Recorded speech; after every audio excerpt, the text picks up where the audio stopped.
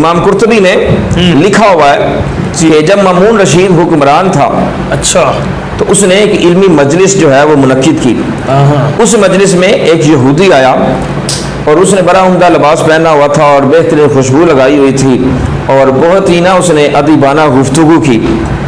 جب مجلس ختم ہوئی تو مامون رشید نے اسے بلا کر پوچھا کہ تم اسرائیلی ہو؟ اس نے کہا ہاں۔ تو مامون رشید نے کہا تم مسلمان ہو جاؤ۔ ٹھیک ہے۔ تو جب مامون رشید نے سے کہا کہ تم مسلمان ہو جاؤ، مسلمان ہو گئے، میں تمہیں انعام و اکرام دوں گا، بڑے منصب پر تمہیں فائز کروں گا، تو اس نے کہا یہ جو میرا دین ہے نا، میرے بڑوں کا بھی دین ہے۔ اچھا، یہ کہہ کر وہ چلا گیا۔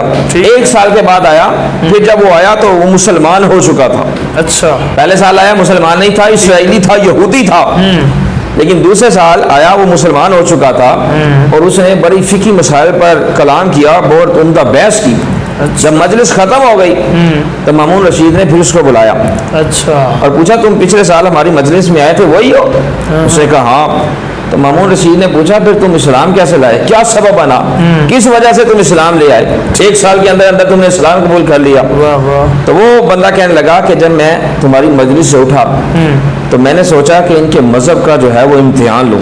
اچھا، تو میں نے کیا کیا، کہنے لگا مامون رشید سے آپ جانتے، آپ نے دیکھا کہ میری جو لکھائی ہے وہ بہت خوبصورت ہے، میں نے پہلے تورات شریف کا قصد کیا، اس کے 3 نسخے لکھے، ٹھیک ہے، اور 3 نسخے لکھنے کے بعد میں نے اس میں اپنی طرف سے کم و بیشی کر دی، اپنی طرف سے ہی۔ اور پھر کہنے لگا میں یہودیوں کے معبد گاہ، جب معبد میں جہاں پر وہ عبادت کرتے ہیں وہاں پر گیا، انہیں تورات کے میں نے نسخے پیش کیے تو انہوں نے وہ مجھ سے نسخے خرید لیے۔ حالانکہ میں نے اس میں کمی بھی کی تھی، زیادتی بھی کی تھی، لیکن انہوں نے کچھ نہیں دیکھا، کچھ نہیں پڑھا، اگر پڑھا بھی ہے تو کچھ نہیں مجھے کہا، میرے سے 3 نسخے خرید لیے۔ پھر میں نے انجیل کا ارادہ کیا، اس کے 3 نسخے بنائے، ٹھیک ہے، ان میں کمی بیشی کی، وہ میں جا کر گرجا گھر میں گیا اور جا کر ان کو دیا، انہوں نے وہ بھی نسخے خرید لیے۔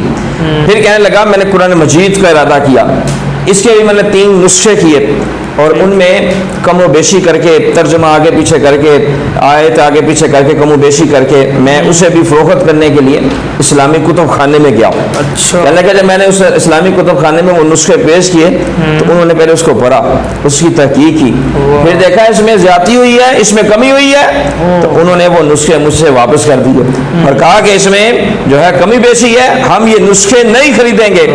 تو کہنے لگا میں یہ سمجھ گیا کہ یہ کتاب جو ہے یہ محفوظ ہے۔